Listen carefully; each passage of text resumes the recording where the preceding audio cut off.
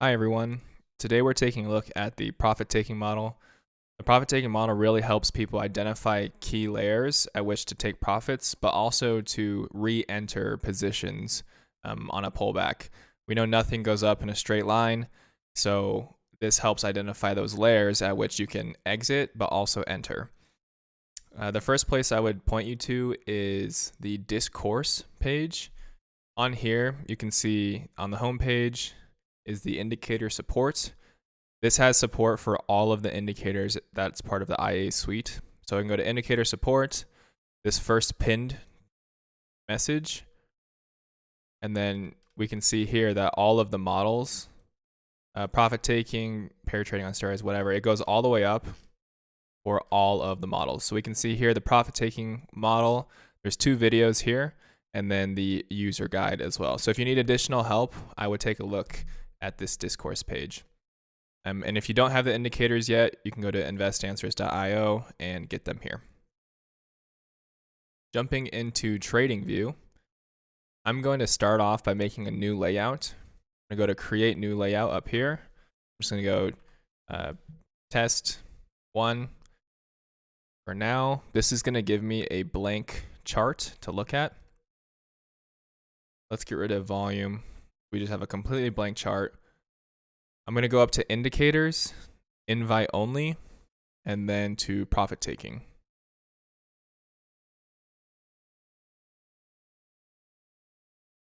When the model first loads up, you're going to see 2 things. You'll see the layers pop up, and you also see this table off to the right.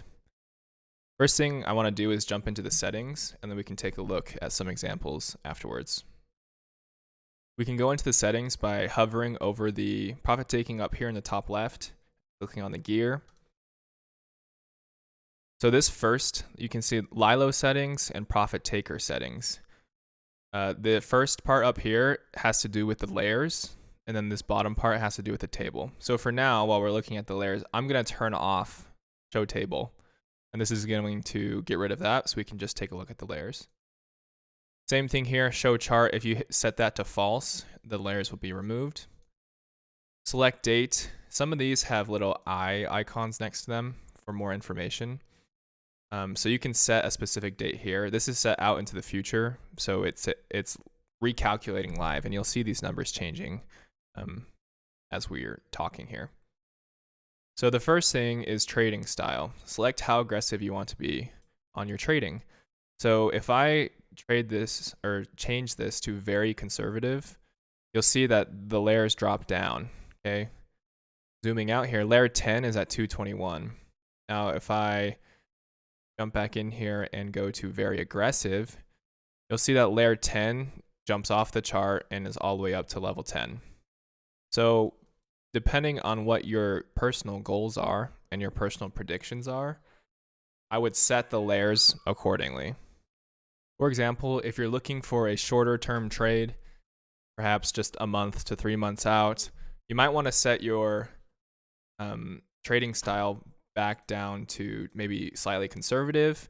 If you have a price target of 278, then I would set that accordingly. But if you're looking out for a year or 2 out and you think Lana is going to go up to $400, you can change to aggressive, and you can see aggressive here actually works perfectly right around 400. The one thing to note too is if you change the time frame, your layers are going to change as well. So trade on the time frame that's appropriate for you and what works with your own goals and predictions.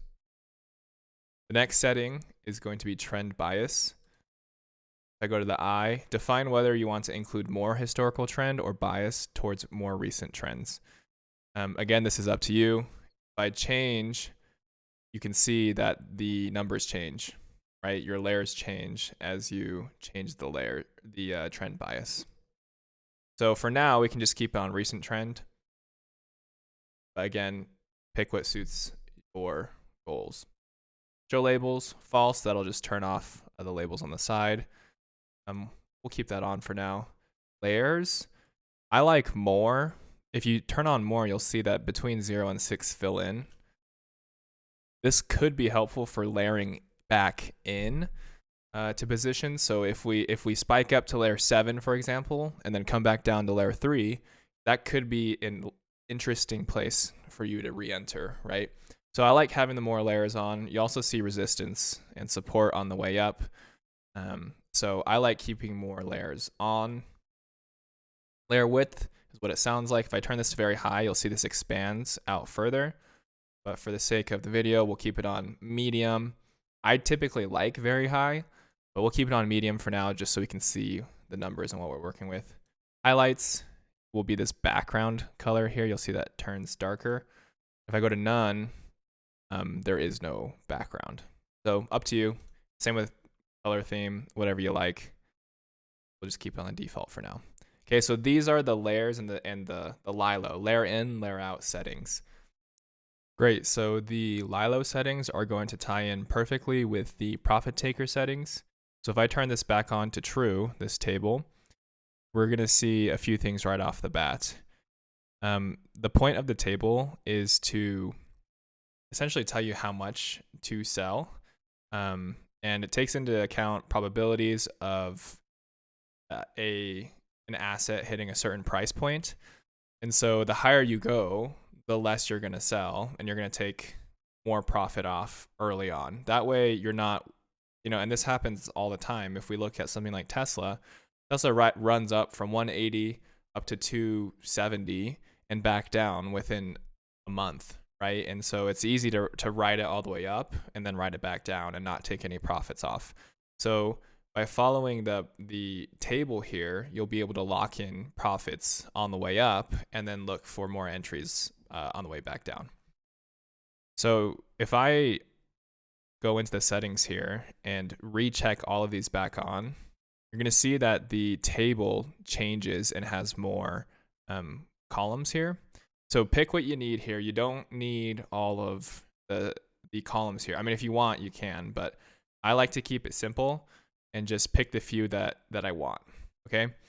So let's keep it on for now, and let's go through the rest of the settings, and then we can adjust. Initial shares is where you're going to put how many shares you own or how many shares you want to layer out of, okay? So we can keep it at 100 here. So this is the same for Solana, 100 Solana, or whatever you're buying, 100 Bitcoin, you're like that. Cost basis, I like to use fixed amount. Percentage would be, so if we keep it at 50%, that will be 50% of the current price, right? So 50% of 163, probably 81.50, right? But if I change it to fixed amount, I can actually put in my cost basis of Solana. So if my cost basis of Solana is $75, right, the table is going to recalculate based on what your cost basis is, okay? Stop loss, you can add that in here if you'd like. And the stop loss chance, same thing. So if I go down now to exit aggression, pay attention to the units held column here. And this makes sense, right? So if we look at the table, units sold at layer 5 in this instance would be 12.5 units, right? So 100 minus 12.5 gets you to your 87 here, 87.5. Okay, so your units held is how many you're gonna have left over after layer 10. So this is saying even if price makes it all the way up to layer 10, you're still gonna hold on to 15 Solana or 15 units of whatever asset you're using, right? So maybe something like Tesla, if you're looking for a long term, you don't want to sell all of it, but you want to play the up and down, the volatility. You can change your exit aggression to low. If I change to low, you'll see that your units held is 31. Same thing with maybe like a Bitcoin would be a good example. Probably don't want to sell all of it and want to hold some for the longer term. I would change it to low. Now, if you're in something aggressive, you want to get out of it, you can change your exit aggression to high, and you can see your units held drops all the way down to 6 from 30, however many at 31. Okay, so exit aggression, change it to what you need, depending on how much you want to get out of. Optimization fit, keep it on neutral. This is the default settings, and it's best on neutral. Layers. So watch the table. If I change this to 6, you can see that layer 5 is going to drop off, and then the table is going to recalculate only on taking profit from 6 layers. Okay. So for example, I come back in here. Let's say I only want to start selling Solana, this instance, at layer 7. Okay, we don't care about layer 6. I only want to sell at 250. I'm going to go into my settings, and I'm going to change my layers to 7. Okay, and now we can see that we are not taking into account selling anything at layer 6. Selling only happens at layer 7. And you can see we're selling 47% of it. So if I keep looking down the table too, let's just go through each column real quick. Units sold is how much you sold, right? Units held, how much you have left after the sell. Value sold will be the units sold multiplied by the layer price. So 47 or 48 multiplied by the 250 will get you your value sold. Value held will be the value of your, excuse me, will be the value of your position after the sell, right? So it would be 52 times your 250, 28. We can even bring up a calculator here real quick. Let's do our 52 units times layer 7 price, 250.3, will get you your 13,000, right? Okay, total sold will just be a running total of your cells here. And so if I look here, 12,000 plus my 6,000 will be 18.3, right? And here's our 18.3. Okay, and then you have your total balance, opportunity cost, and cumulative EVs, which I'm not always looking at there. Last quick note, and then we'll look at an example or two. You'll often want to change this anchor depending on where you purchased.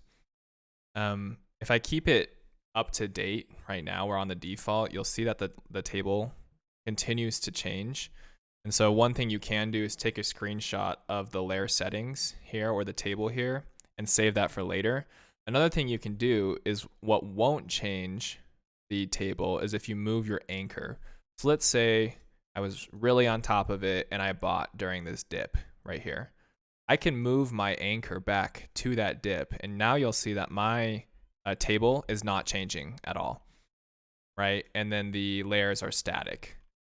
So adjust accordingly. If you bought a dip or you want your layers to move that anchor. Okay, so let's look at an example or two before this video gets too long. Great, so the first thing I'm gonna do is take off some of the columns. I don't like having the huge table on cluttering the screen. So I'm gonna take off those N3, maybe even total sold and value held. So let's just keep these first 4. It's gonna tell me my percent sold, units held, and then the value of the sell, okay? And let's switch assets. Let's go to Tesla, for example, okay? You can see this works for any asset. And let's say I bought somewhere in this range back here, okay? Let's say my price target for Tesla is $400. Let's change the trading style to very aggressive now. Okay, and even in this setting, we don't quite get to 400, right? So I can move my anchor up until I get my layer that I want, which is right around 400. So let's move that anchor up. And then let's not forget to, really don't forget, if you want to use the table, you need to adjust your shares. So let's just say I'm playing with 10 shares of Tesla, and then my cost basis, right? So if I zoom in here, let's just take a quick look. I think Lilo works incredibly well on Tesla. You can see that the layers are really hitting perfectly, right? Layer 7 was a perfect time to get out. And then on the way down, we bounced off layer 4, came back up to 6. 6 was a layer of resistance, and we went all the way down, almost back down to layer 0, right? So if I was looking to get back in, I would be looking to buy, in my layers 0, 1, 2, even 3 potentially, right? Depending on what your goals are. So let's change this to my cost basis. Let's say I got it at 190 on layer 1. Okay, 190. And we can even change my layers. Let's go back to layer 6 because I want to take some profits off at layer 6. Okay. So you can see this is recalculated on the table on the side here. I'm going to take 28% off on layer 6 and then 7% off, or sorry, 22% off at layer 7, right? So you can see everything is adjusting accordingly, and you can see like how perfect did this bounce off of layer 7 again, right? So historically, and also if you look back here, layer 7, layer 7, layer 7. Okay, so layer 7, if I was looking at this, would have been a kill zone for me, right?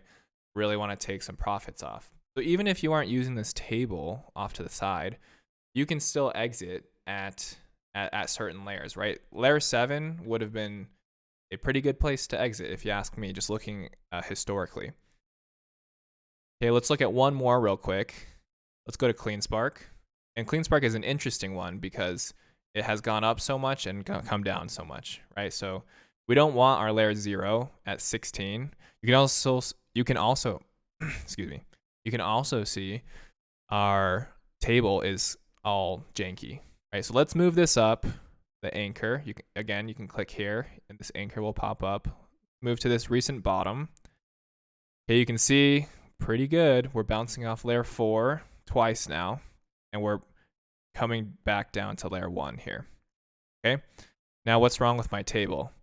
Don't forget to change your cost basis, right? Your cost basis of 190 on CleanSpark, that's why the table's all messed up, right? So let's make our cost basis $12.